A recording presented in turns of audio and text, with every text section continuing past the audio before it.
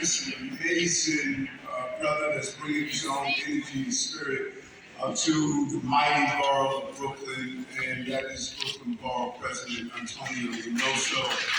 Congratulations to you, brother. You're going to see some amazing things from him as he leads into maternal health and health around Black and brown women. And I want to thank you each year joining this stage during my 8 years as borough president and 7 years as a state senator. The King holiday and acknowledgement is really a moment where we reflect on the mission that we move forward in the upcoming year. Whenever you run a relay, what you're supposed to do during your leg is run your leg and then turn over your baton to the next leg. I reflect on that each year. In 1978, when I was a young man, 18 years old, there was a man named Arthur Miller. Arthur Miller was killed by police officers on Nostrand Avenue. He was the first person that I heard the term, "I can't breathe."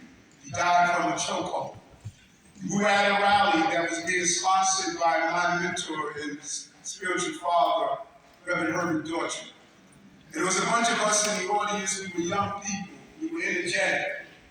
And some of the young people in the room, they stated to the elders who were there, G.T. Wayusi, Sam Penn, and some of the intellectual giants of our time. And they looked at them at the stage in the front, sitting down, and they said, "You don't understand. Your time has passed. Move and get out of the way so we can make this movement because you're too docile, you're too slow in your response." And I got up out of my chair, and I walked to the front of the room, and I rolled up a piece of paper like this, and I dropped to one knee, and I handed it to Reverend Herbert Dortcher.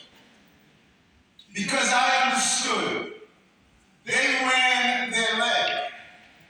And when you are in the relay, not only do you acknowledge the people who have to run the leg behind you, but you acknowledge the people who will and have run the leg in front of you.